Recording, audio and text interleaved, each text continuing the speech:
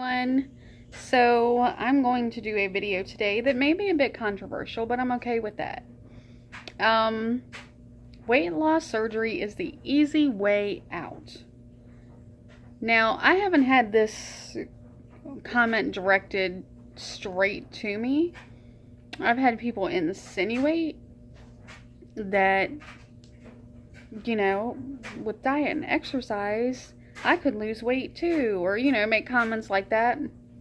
And, sorry, I got dry skin. And this is what I have to say to weight loss surgery being the easy way out. Are you on drugs? Or are you just simply ignorant? And I'm not saying that to be rude, but are you ignorant about the process and about how this whole thing works? Like, do you think this is super liposuction or something and the fat's just gone? Do you even understand how it works? What our bodies go through? And do you understand that we still have to diet and exercise? Like, that doesn't just magically go away. All of that still has to get done. So, let me break it down for you. Now, my weight loss surgery people, you already know the drill. You don't need to be told this, but for those of you that are like, weight loss surgery is the easy way out. Okay, this is the process to even get approved for the surgery, if your insurance even covers it. So you have to go through, at minimum, 4 months of nutritional counseling. Most people it's 6 months, some people it's a year. That means that you go to your doctor once a month, and it has to be every month. And your insurance looks at those dates too. And you have to be weighed, you have to be measured, and you have a nutritional consult where you talk about what you're eating, what you're not eating, exercise, all this other stuff. And basically, your surgeon or your doctor sets a goal for you, and you may or may not even hit that goal. But it's just, please pay no attention to my dirty laundry back there. Or actually, it's clean laundry. But basically, you have to go through this whole process in order to even possibly be able to have this surgery. In this time, you're expected to lose generally 10% of your body weight. I was at 242 when my initial consult happened, and day of surgery I don't know the exact amount, but I want to say I don't want to give you the right number or the wrong number, but I was close. I didn't get my whole 10% off, but my surgeon was like, that's okay, I was on the low side of being obese, so the 10% was, they were just like, okay, it's harder to lose that than a very large person that changes their diet can lose 10% of their body weight pretty quickly. So there's that. And then if you have suspected sleep apnea, you have to have a sleep study done. If you have any type of possible heart issues, like a lot of people have to have what is it? Is it electrocardiogram or something done? I didn't have to have it done, but for those that did, just comment down below and what you had to do as far as that was concerned. And then you also have to do a psychological evaluation. And I'm glad that we have to do it in this type of surgical journey, because they need to make sure that you are mentally prepared to even deal with this. And of course, make sure that, you are mentally capable of making these types of decisions. Like, you have to go through a whole battery of tests. Some of them test your ability to reason and things like that, and some of them talk about food related issues, like if you have an eating disorder, if you have depression or anxiety, which do not exclude you from being able to get the surgery, by the way. Like, I've been very upfront about the fact that I deal with depression and anxiety, and it was just highly recommended to me that after the surgery I do counseling, which I have been doing. So yeah, you go through that whole process, and that's not an easy thing to go through. I mean, it sounds easy probably, but you have to talk about basically everything. Have you ever been suicidal? Have you ever been depressed? Have you ever been sexually assaulted? Oh yeah, that one comes up.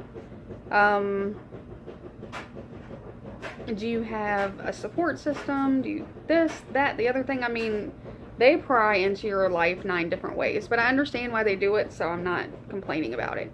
But yeah, we have to go through that too. And then, around a month, like between a week and a month before your surgery, you have to go on a liquid diet. You know how fun that is? It's called a liver shrinking diet.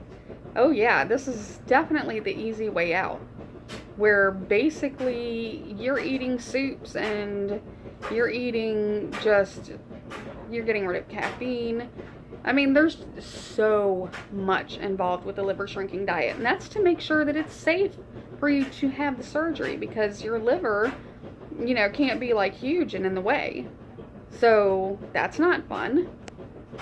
Easy way out. Okay. Then you have the surgery. Loads of fun, let me tell you. It's like the easiest way to lose weight ever. Except for the fact that you're in a lot of pain, you can't poop, you have to make yourself drink water, and all of these other things. I'm not complaining. I'm trying to explain that if you think that those of us in this bariatric surgery community could lose weight simply by going to the gym and changing our diet and keeping the weight off. That's the key. Keeping the weight off. Don't you think we'd rather do that than to go through all of that? So then, depending on which surgery you have, you may not be able to eat sweets. You may get sick. You may have complications. I mean, there's so much involved with this surgery. And guess what? It's not liposuction. So you still come out of that surgery obese. You know, it's weight loss surgery is probably not even the best term for what we go through. It's more like, I don't know.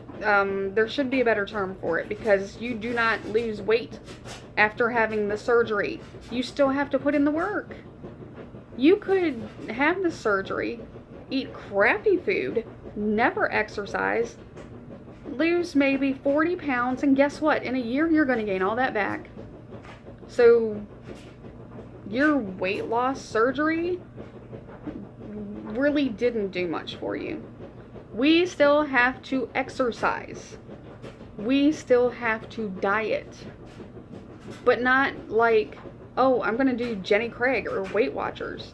We have to do high protein, low fat, low sugar, and if you try to eat sugar, you gonna get so sick. Oh my God. More so for gastric bypass patients, I believe, but I know some people on the sleeve still dump when they eat a lot of sugar. But we have to do all of that.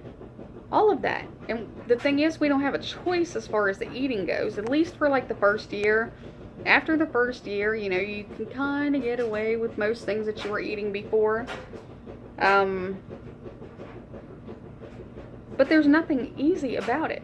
We still have to diet and exercise. The weight loss surgery, for lack of a better term, is simply a tool for us to help us not only take it off, because we still have to do the work to take it off, but to keep it off. That is the biggest problem for obese people, is not taking off the weight, but keeping it off. Every single bariatric patient that you will ever meet will tell you, oh yeah, I went to the gym one year, or I went to the gym for a few months and I lost 60 pounds, and then something happened and they gained all that back plus some. So, they started another diet. They lost 20 pounds, but then they gained it back. It is just not easy to keep it off for some of us, and so that tool helps. I've been between like 130 pounds and 242 pounds my entire adult life, and that's not even talking about pregnancies and stuff like that, because I've had 2 kids, and there's nothing easy about any of it. When you just diet and exercise, there's nothing easy about that. Kudos to those people that can do it and keep it off. Honest to God, y'all rock. Great for you. It does not work for all of us. And I didn't even eat horrible. And I'm really good friends with my ex. And we were talking about this the other day. And he was like, you didn't even really eat bad or eat a lot or anything like that. And I was like, no, but I was dealing with depression, and that made me sedentary, and it had like a snowball effect to where the bigger I got, the less energy that I had, and just felt overwhelmed and just couldn't lose weight like I had wanted to. Look, stop telling weight loss patients that have had surgery that it's the easy way out. It is not. It is hard, really hard, but it forces you to make a change in your life. And for a lot of us, that helps us get over the hump and to remain healthy. We still have to put in all the work though. Otherwise, it's not going to do what it was meant to do. It is not the easy way out. Don't tell me, oh, I can go to the gym and lose 40 pounds and be fine. You still look like a box of cornflakes. You know why? Because you can't keep it off. So don't preach to me about the decision that I made, because I made the best decision, I made the best decision that I could for myself and my health. And I'm not going to preach at you because your diet and exercise obviously is not working for you. And that was really kind of bitchy and snarky. But that's what we're thinking on the inside when you're like, oh, why don't you just go to the gym? Why don't you just diet and exercise? Thanks, genius. Never would have thought of that one on my own. So there you go. There's my rant. Very seldom will you find me ranting about things, but I am so sick and tired of people saying this to weight loss surgery patients. And it's 99% of the time out of ignorance, because they just don't understand how the weight loss surgery works. And now you know. So if you're still saying it to a weight loss surgery patient, then you're just a jerk, or you're jealous, or whatever. I don't know.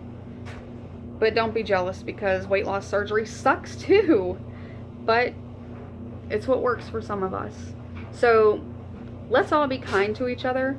I'm not going to call you a box of cornflakes. Don't tell me that I was lazy and got surgery that was the easy way out. And let's just be kind to each other and supportive to each other, and realize that we all have to make decisions in our own journey in order to get where we want to get physically, mentally, and emotionally. All right?